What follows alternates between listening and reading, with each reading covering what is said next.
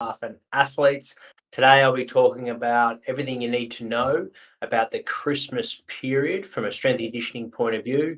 It's a critical period, particularly for those playing Australian rules football, as there's a quick turnaround from when you start back at your football club in the new year towards practice matches. So hopefully you're in a spot where you've hit your 2K time trial target or whatever your fitness target is pre-Christmas in the pre-Christmas training block.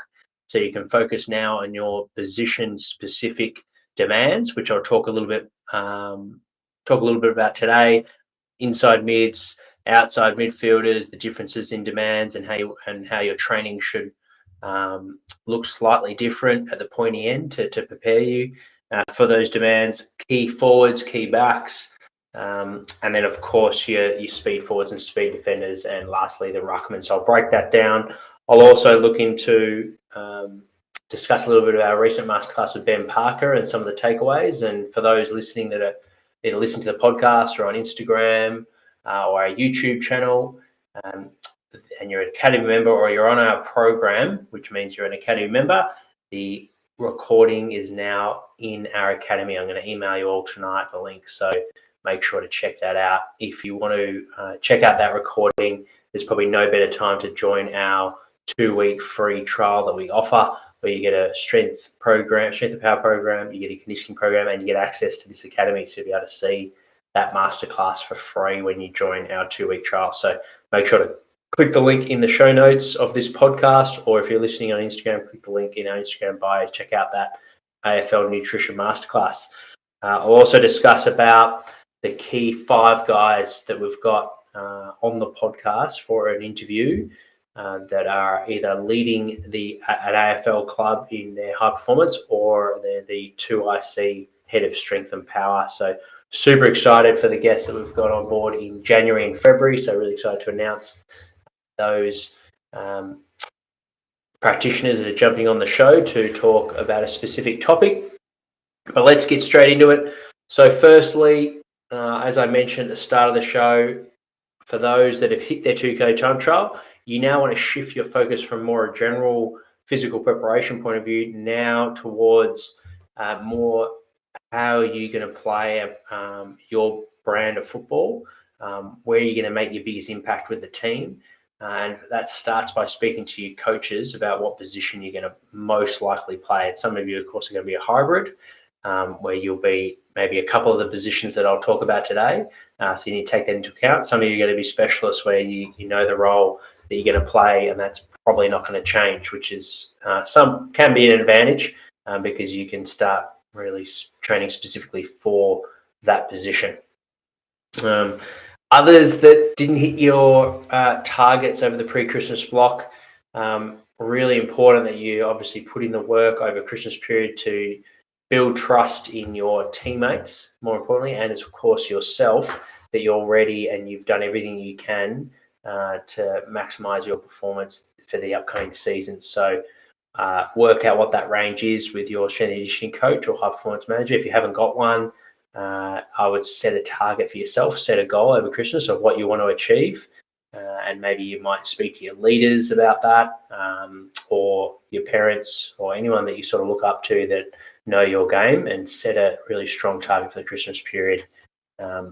Doesn't have to be aerobic fitness. If your game's really revolved around strength and contest game, maybe you set some max strength targets with your bench press, trap bar, deadlift, and box squat, for example. Let's go into the position-specific demands. It is a fancy and it's a nice to have focus when it comes to your training. I wouldn't necessarily recommend that you spend a lot of time and energy focusing on the specifics of your position, because ultimately Australian rules football is a real generalist sport in nature. You're not playing one specific position on the field like a centre in basketball, where that is a little bit more specific, or let's say an Olympic weightlifter, where they know exactly what their process is going to look like. You need to be able to run, you need to be able to jump, you need to be able to accelerate, decelerate, run out the 4 quarters, sprint. So all positions require all those qualities. So it's really important that you're not just focusing on one quality that you think is important to your position. I would say when an athlete is starting to get focus on more the pointy end and the specific positions, demands of their position, would probably be an athlete that's around the age of 25. If you're below 25 years of age listening to this, then focus more on the fundamentals, and that's where you should double down on making sure that your running technique is really sound, your lifestyle, you're improving your sleep hygiene, you're improving the food that you're eating, and of course you've got great technique in the gym and on the field. So you're focusing on those fundamentals. They're going to put you in good stead. As you get a few more pre-seasons under your belt and you've started to play a few different positions and you've got stability in the team and you've started to probably plateau your potential on the aerobic fitness side of things, as well as your max strength, that's when you want to get a little bit more fancy with your training. It's a general rule of thumb, that 80-20 rule. So spend 80% of your time on those fundamentals, the basics that all AFL athletes should be doing. If you're not sure what that is, click the link in our bio to check out our 2-week trial online program to get a sense of what the key lifts are in the gym, what the key warm-up drills would be to improve your running efficiency on the field, agility drills, change of direction drills, acceleration drills, speed drills, and of course how we condition athletes with more the endurance side of things. So that would be the 80%. And then the 20% would be things like maybe some specific trunk exercises for a inside mid that's constantly jostling for that ground ball, and then you'd be strong through their hips and their trunk. Perhaps an inside mid, because it's a lot of constant grappling and contested positions, maybe doing some extra grappling once a week is going to help you with that inside dominance in being able to fight for that optimal position to get the drop of the ball. Or it could be you're a bit lighter frame and you've been an outside mid and the coach has tapped you on the shoulder and they're looking for you to roll through the midfield this year and you need to build some body armor. So doing some classic bodybuilding training, higher reps, more focusing on more volume across the week. So maybe an extra 1 to 2 total body sessions for the week.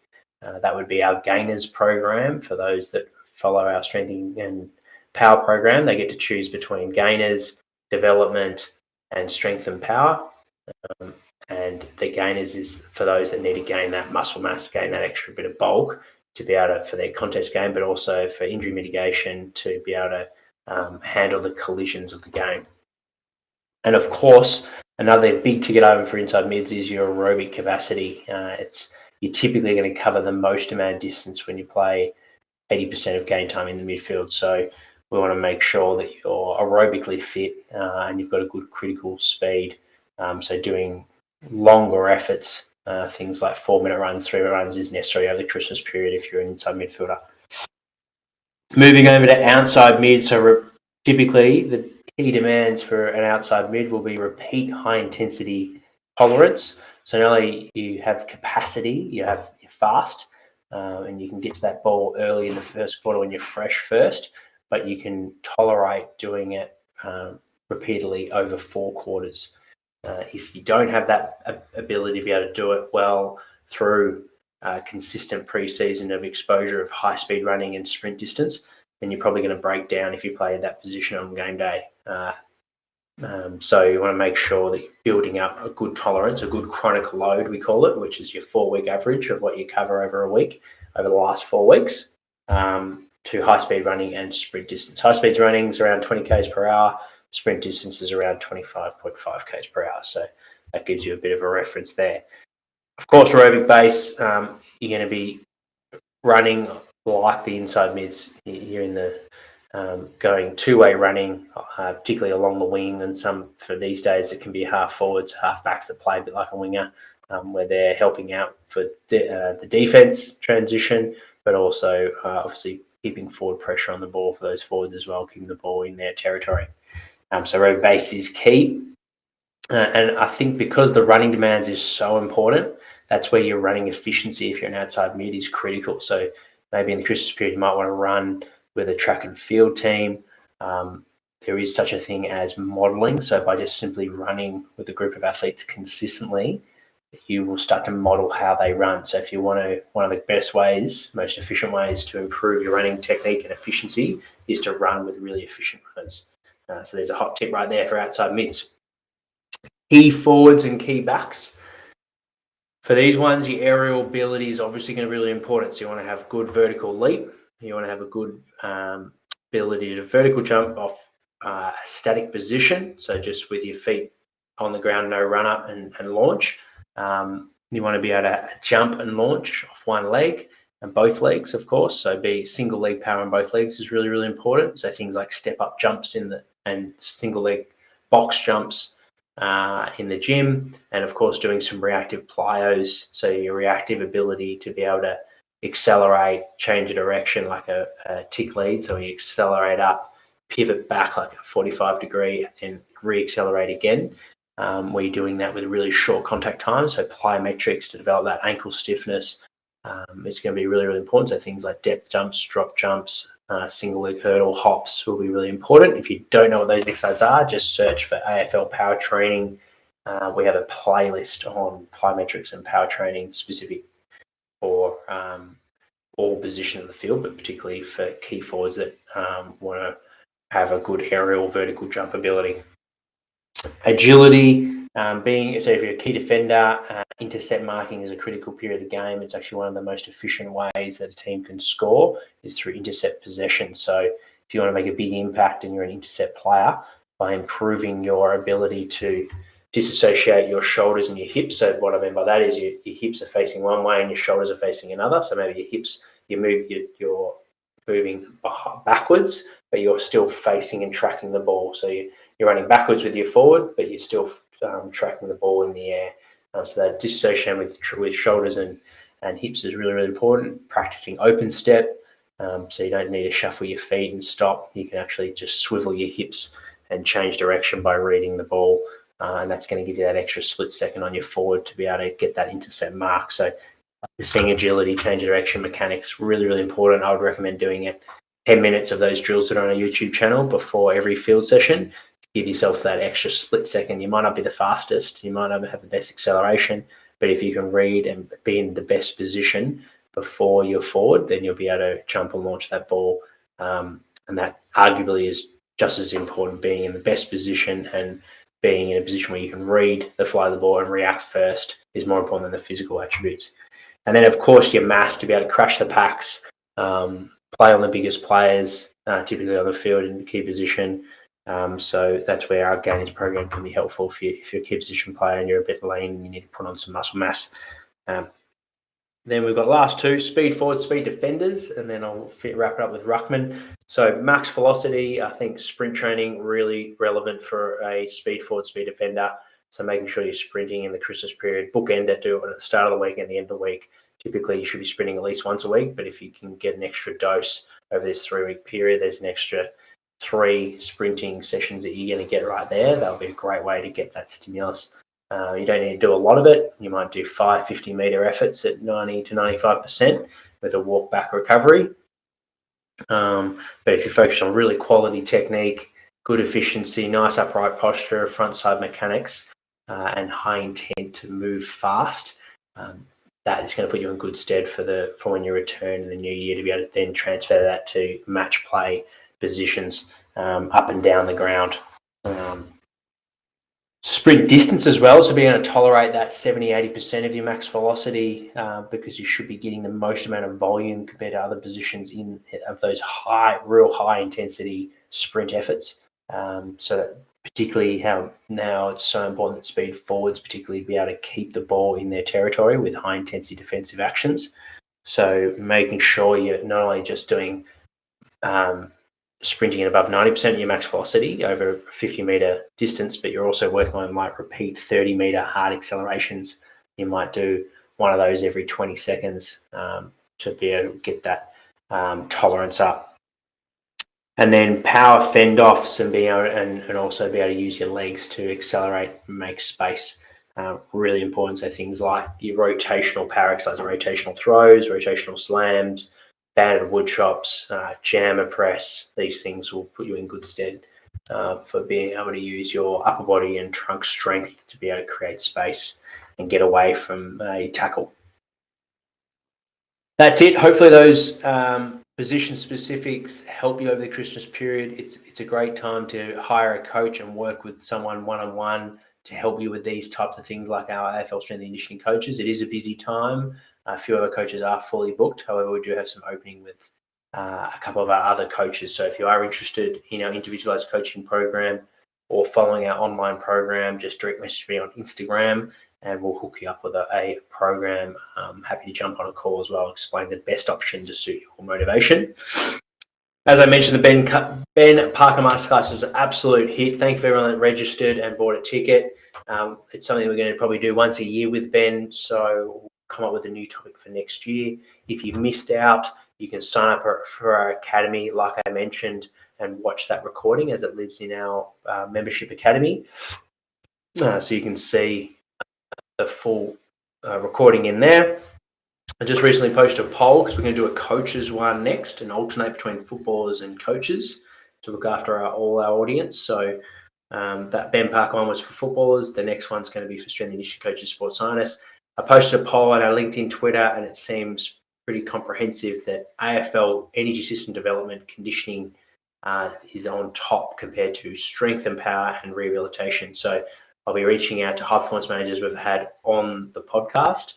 And I'll also, our next poll that I'll post on Saturday this week, so if you're listening podcasting word, that's Saturday that's just passed, make sure to check out our LinkedIn or Twitter to contribute. But I'll post all the high performance managers had on the podcast and allow you guys, our audience, to pick who you'd like us to reach out to and hopefully have on the masterclass format where you can register, buy a ticket, and they'll present to you for an hour, as well as hang around and have a discussion and answer questions at the end. So if you're interested in that, let me know. I'm looking to do that masterclass around February or March. But yeah, please post on our poll and we'll pick the most popular one and reach out. As I mentioned, we've got 5 guys that are on that are huge in the industry, doing great work over the AFL strength and conditioning high performance space, coming onto the show. So that's Daniel Jones, the head strength and power coach at the Geelong Cats, who's also worked in the NBA and North Melbourne Football Club, who'll be coming on in January. Scott Murphy, who's the head of performance at the Geelong Cats and has been there for a number of years. And of course, they won their premiership recently. So really look forward to catching up with both those guys. Nick Poulos, the GWS high performance manager.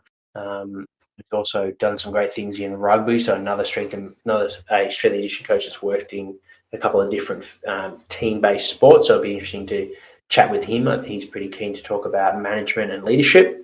And then we've got Glenn Stewart, who was at at the West Coast Eagles for over 20 years.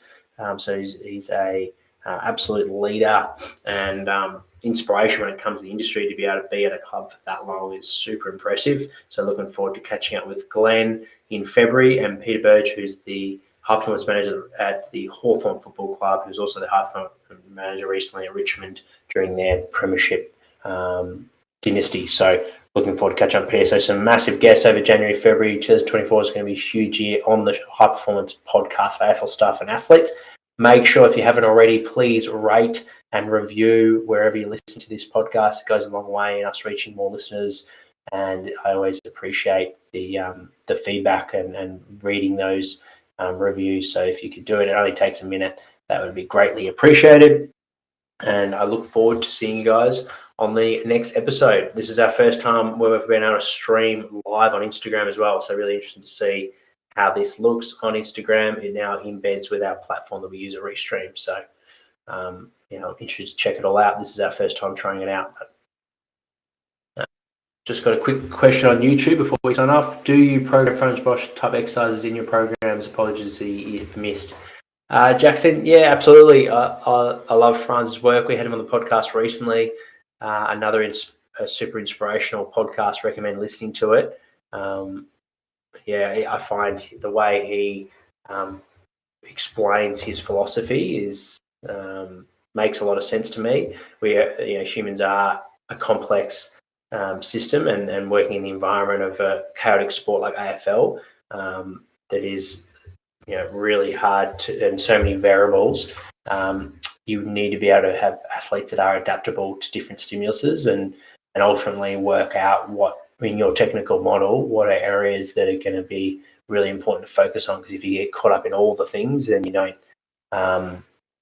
you don't necessarily achieve anything. So I think having his approach with looking at things like the importance of hip lock, as well as understanding your fluctuators in the environment, are really, really key. So yeah, it's something that I have noticed in the industry that's had big inroads over the last few years, and it's definitely something I've experimented on myself and utilised. We use some of the drills at Melbourne Football Club. I use it definitely with athletes one-on-one when I've worked with them over the years and Prepare Like a Pro. And yeah, I think there's a lot of value in improving your efficiency.